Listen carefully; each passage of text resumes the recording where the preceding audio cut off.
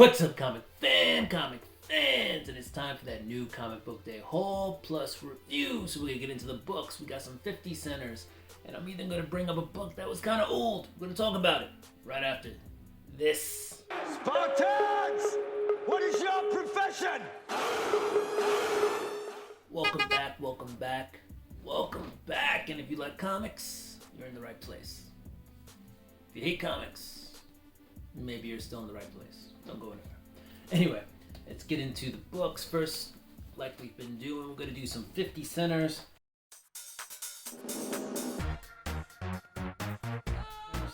So first, we got volume 2 of The Outsiders. This is issue number 1. This is the Omega issue.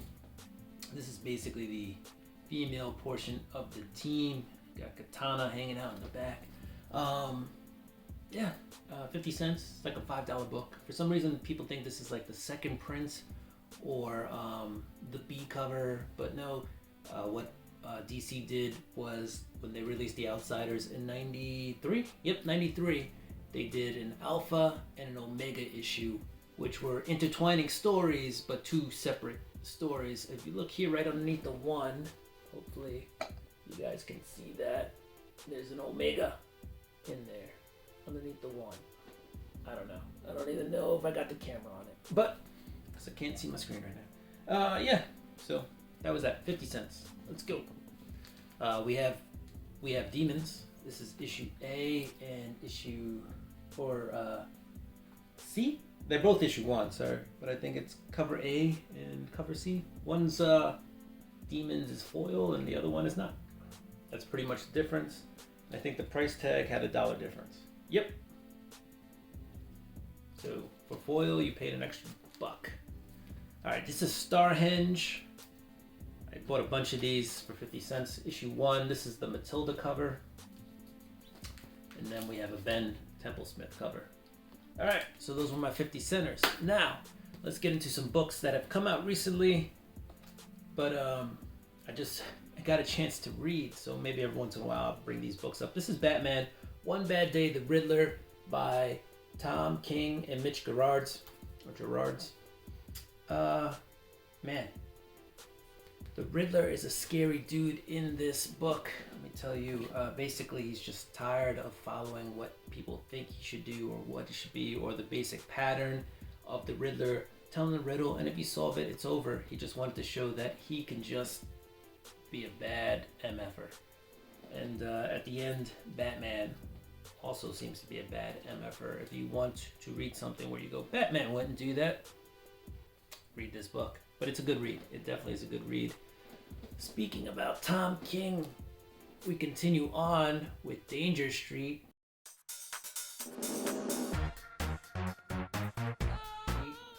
Tom King and Jorge Fornes on this book. Basically, what Tom King does is he takes a bunch of like D-listers, not B-C, D-listers, and he's creating a story about this. It's kind of told from like a medieval tales type of way, or where there's knights and there's princesses and there's ogres and orcs and wizards and all that other good stuff. And each type of character or archetype of character plays a certain way or does certain things, right? They do certain things and they won't do other things. Like if you're a hero in the book, there are certain things that a hero does and certain things that a hero doesn't, etc. So he's playing around with that as kind of like the storyteller aspect of it. And yeah, it's a really interesting story. So what we have here is we have Starman, Metamorpho, and Warlord trying to invoke Darkseid or cast Darkseid or transfer Darkseid to their world so that they could defeat him, drop him off to Justice League, and they think by doing that they'll get into the Justice League. It kind of goes wrong, and by kind of goes wrong, it goes wrong, goes horribly wrong, and there's lots of stuff that happens. And I guess the next issue will be, or the remaining part of this series, maxi series, I believe it's 12 issues, that's what Tom King does, is him, the consequences of the actions that were taken. All right, so Darkseid is attempted to be summoned. That's not exactly what happens. The plan goes awry. People die. characters do what they're supposed to do, and it's a good read. It's a good read. If you want a book that makes any of those characters, Metamorpho, Warlord, Starman, relevant like today, read that book, and you may just find that you enjoy them, and it may influence you to go read older books, because that is kind of what this is also based on, is older comics. They're just rounding up all these older characters that aren't exactly relevant today and putting them in a book. All right, next up from DC, we got Batman Incorporated number 3. So this has Ghostmaker's first sidekick, Phantom One, in here, and basically Phantom One kidnaps Clown Hunter, kidnaps Ghostmaker's sidekick at the moment, Clown Hunter, or he's part of the team. I guess Clown Hunter's part of the team, not truly. That's what Ghostmaker, Clown Hunter believes, is that he's not Ghostmaker's sidekick, that he's actually part of this Batman Incorporated team. And he basically just tells him his origin story. He's like, let me start off. And we find out that Ghostmaker killed Phantom One's parents and then adopted him. But he adopted him as kind of an experiment to see if he could create like the perfect like assassin. And it doesn't quite work out, because Phantom One is so determined to show Ghostmaker that he can do things without the Ghostmaker that he actually messes up. Ends up getting paralyzed and trapped on the rubble, and Ghostmaker just kind of leaves him. Just gone. It doesn't help him, doesn't pull him out of the rubble. He's just gone. Years later, which is now the current, Phantom One is returned, and he kind of wants his revenge. So he's kidnapped the Clown Hunter to try to convince the Clown Hunter to help him take down Ghostmaker. Like, somebody who's been that close to Ghostmaker kind of knows. Now, as we read the book, we find out that Ghostmaker is not, as we've been going from issue 1 to 3 and so forth, and in the Batman series, Ghostmaker has been making progress, and he's not quite the same person he used to be. Who he is now is not who he was back then, but a lot of people need a lot of convincing. The rest of the Batman Incorporated team is also running into things where they're questioning who the Ghostmaker is, right? Because the title of this arc is No More Teachers, right? So Phantom One has been going around killing the people who have taught Ghostmaker, who we find out have led something upwards of 15,000 deaths or something, their work and what they've taught. So there's a lot of death happening here. So Phantom One is very much in the business of righting those wrongs, and like the one thing that he's taken from the Ghostmaker is, like, if you're a killer, the force that you are met with is killing, right? If you're, whatever the other person's putting out is what you respond with. So seems like there's a lot of lessons to be learned in this book, and we'll get them as Batman Incorporated continues on to issue 4. But we have the first full Phantom One in here, and origin story of Phantom One. So it's a good book, and we're only on issue 3. So if you want to check it out, there's a ton of other Batman Incorporated characters who are popping up in here. You're gonna get some first appearances in this book, as well as some origin stories. So might be worth a pickup. Next and last from DC, but also Image, is Batman Spawn. Excuse me, I have to sneeze. We're gonna cut this out of the video. Oof. Alright, so I just sneezed. We cut that out of the video. There's no reason for you to see me sneeze. Don't know what's going on. Anyway, we're at Batman and Spawn right here from DC and Image. You've got Todd McFarlane, you got Greg Capullo working on this book. This is the Jason Fabok cover. If you saw covers A and cover B, cover A is Batman standing over Spawn in some rubble, and cover B is Spawn standing over Batman.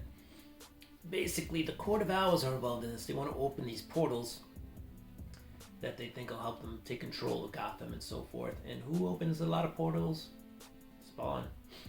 And they need Batman to to be out of the way and Spawn to open these portals and so forth. A lot of stuff happening in here. But anyway, you got the Court of Owls involved. You got a Talon with like some other super powered Talon guy happening in here. And you have your dead zones, right, where where Spawn can't use his power. Spawn just basically turned human in those spots. And yeah, I don't. It's a little cheesy. Dialogue is a little. I don't want to get too much into the story because it's very simplistic. You read it, you'll get it. But I do want to get into the meat and potatoes of this. The artwork's cool. It's Greg Capullo. The writing is Todd McFarlane. It's acceptable. Not that he's a bad creator, right? But it's just summarized the dialogue. It's a little sometimes too wordy. Like, I think he thinks he has to explain everything to you as the reader, and it's like, no, we get it. Like, you know, he'll say something like, you know, I use, like Batman will say, like, now I use everything from my neck up, my brain. Yeah, we get it. If you're talking about fighting from the neck down, you're just reactionary. If you're fighting from the neck up, you're being cerebral. We get it. You don't have to tell us what part of the neck up is helping you to do whatever task you're doing. You know, it's pretty, you know, it's not like your ear hair or something like that. You know, we get it. Your brain is what's leading you into combat at that moment. So, with that said, a little too descriptive at times, which makes the book feel a little tedious in terms of the writing. Artwork, like I said, very good. It's Greg Capullo. Some pages do feel a little rushed, but it's a thicker book, right? It's got a $6.99 price tag, which makes me think they took the $2.99, you know, price of the Spawn book, and then there's tacked on the $3.99 or the $4 price of the Batman book, and they said we'll split it that way. You know, Spawn, you get your $3, and DC Batman, you get your $4. Anyway, overall, this is the third iteration of Batman and Spawn meeting together. They do not know each other in this book, as they do not know each other in the other books. But it's fun. It's fun. If you want some popcorn comic reading, Batman Spawn. All right, switching gears to Marvel. My only Marvel book of the week. So I have more DC for mind blown for the first time in a long time. But it's The Amazing Spider-Man, Dark Web, number 15. It's a fun series, all right? So you got Madeline Pryor, the Goblin King and Chasm, Ben Reilly, both clones, mad at the world for being clones and feeling like, you know, they're secondary citizens, so they want some revenge. That's basically the gist of this whole series of what's happening. So Madeline Pryor and Chasm kind of, well, mostly Madeline Pryor, the Goblin Queen, who's also the ruler of Limbo. So she's got all these demons, you know, taking over these inanimate objects. So you got Christmas trees that like scream and baby strollers trying to eat babies. It's the whole thing. And Venom, for all intents and purposes, does try to save people, right? So he's still a good guy, but he's got that, they changed his brain so that he's thinking like, I just want revenge on the Spider-Man. And by the way, they drop like why he's like this in the book, but they're like, see Venom in 2 weeks. Why didn't this Venom issue come out before the book so we actually know why Venom is doing what Venom's doing? But whatever. Maybe they're just trying to sell more Venom books, so we're like, now we gotta tune in. Overall, pretty good story. Chasm is obviously mad at Spider-Man, and he's gonna do what he needs to do to stop Spider-Man. We have a quick Kamala Khan, Miss Marvel cameo in this book. Chasm just kind of gets rid of her really quickly. Doesn't even lay a finger on her. You'll just have to read the book to find out how he does that. And, you know, we end with Spider-Man and Chasm meeting up. And then Venom pops up. And for those of you who don't know, Spider-Man's spider senses don't tingle when Venom's around. This version of Venom. So he kind of gets the drop on Spider-Man. Some hilarity ensues. There's a lot of hilarity in this book. Which I forgot to mention, guys. We're going to go way back and go back to Danger Street, which also has hilarity. It's a funny book, but also serious. Alright, and now back to our regularly scheduled programming of Spider-Man, The Amazing Spider-Man number 15. Anyway, the other thing I want to talk about, besides for the writing inside, which is fine, it's good. The story's fun, it's a good story, maybe a little drawn out, but still fun, is Venom and his legs. Come on, JR. Really? Did Venom skip leg day? So, if I did that, that's fine, I believe it. But those legs, man. Come on, man! Alright, anyway. That's the big complaint I have about the cover. Other than that, I think it's fine. Just those Venom legs. Anyway, if you like Spider-Man, it's good. I'm digging Dark Web. I was kind of on the fence, but I just realized it's a fun book, fun read. All right. Next up, we got Grimm. This is Grimm issue 6, I believe. This is the 1 per store variant. That's why I'm not quite sure what issue it is, because I can't see the number. Anyway, Grimm issue 6. And so what we have here is we have Jessica, who's the Grimm person. She's a Grim Reaper. We find out at the end of the last arc, so this is a new arc that's starting up, that she is in fact the daughter of the Grim Reaper. And with that comes some special abilities, right? She can hold his scythe. She actually can talk to people in the real world who are still alive. So when people die, these are kind of the ferrymen, right? They take the bodies, or the spirits, and they escort them wherever they gotta go, and that's it. They lead them to the afterlife. And so what we find out is that the Grim Reaper was, not exiled, but I guess he kind of ran away, or he was forced out, really. They tricked him, whatever, he got tired, he's forced out. Also, this one lady can take control of everything, right? Takes control of it. It's all about power. In the end, a lot of these books are all about who has the power, right? Power structure. Jessica was kind of kept under wraps, like she wasn't allowed to do certain things, she didn't have certain memories, etc. Just because they didn't want her to find out she was the daughter of the Grim Reaper, kind of next in line, succession, has powers, bigger powers than everything, and can just kind of mess everything up, right? Anyway, through a series of events, finds out she can mess everything up, or finds out she has these powers that can mess everything up, and now, they want her gone. Her and her friends are pretty much banished, trapped, exiled to Las Vegas. Not the worst thing in the world to me. And anyway, this issue just kind of deals with that, their exile into Las Vegas, and then also we get this cultish, weird group of people who shows up, and I guess next issue we find out who they are. So we have a lady who walks through fire and lives, and then they've all got these marks on them. So overall, I've enjoyed Grimm. I was a little confused by this issue.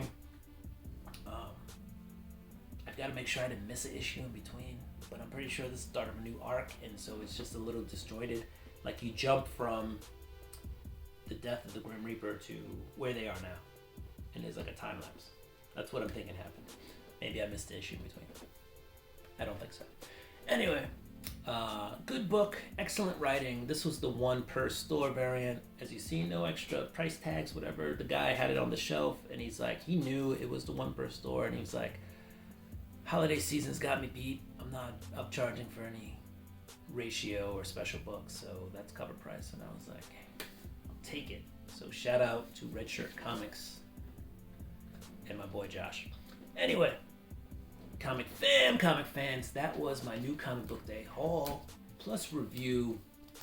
It was a smaller week, but still a good week. For me, there was quality in here. All right, Danger Street, check that out. And Batman One Bad Day. Everybody loves this book. I liked it. I thought it's worth a read. I don't think it's phenomenal. And then we had those 50-cent pickups. Most of those are still just worth 50 cents. So comic fans, do what you do. I'm gonna do what I do. I'm gonna get ready for next week's books. If you like the content, don't forget to subscribe, hit that notification bell. Go ahead and throw me a thumbs up and comment down below. Peace.